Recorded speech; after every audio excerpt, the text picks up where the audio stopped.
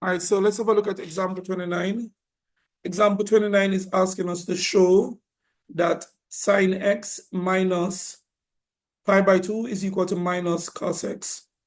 All right, so we have sine x minus pi by 2. Using my double angle formula, and the double angle formula I'm talking about is that sine A plus B, sorry, in this case it's not plus, it's minus. Sine A minus B is equal to sine A cos B minus cos A sine B. So that's the double angle formula I'm talking about. Using that double angle formula, sine x minus pi by 2 would be equal to sine x, the cosine of pi by 2, minus cos x, the sine of pi by 2. Now, the cosine of pi by 2, which is 90, is 0. The cosine of 90 is 0. And the sine of 90 is 1.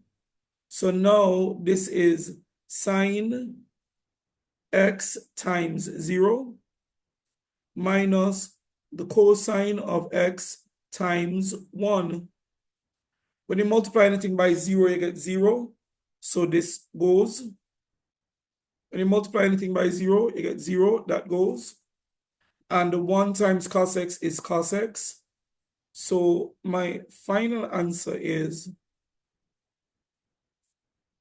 that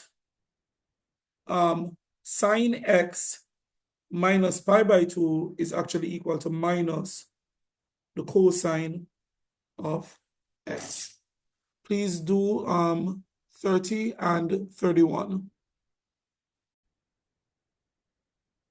All right, so example 30 is asking us to show that cos pi by 2 plus 1 is equal to minus sine x. Using the compound angle formula, cos A plus B is equal to cos A cos B minus sine A sine B.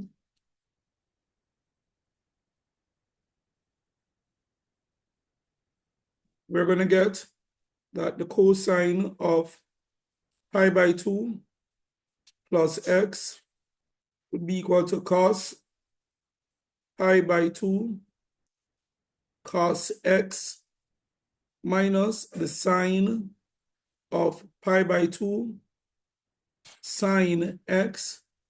Now, the cosine of pi by 2 is 0. The sine of x is 1. So what we end up with is minus 1 times the sine of x, which is minus sine x. Because 0 times cos x would just be 0. So it's minus sine x. Let's have a go at 31. Example 31 is asking us to prove that the cosine of pi by 2 minus x is equal to sine x. Using the compound angle formula, cos A minus B, excuse me,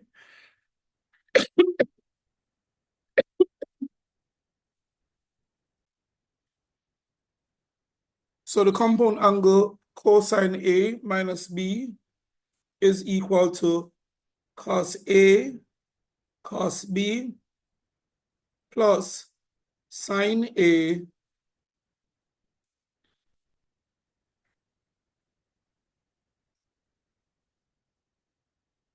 sine B. So the cosine of pi by 2 minus x is equal to the cosine of pi by 2, the cosine of x, minus the, sorry, this should be plus the sine of pi by 2, the sine of x. Cosine of 90 is 0. Sine of pi by 2 is 1. 0 times cos x is 0. 1 times sine x is just sine x.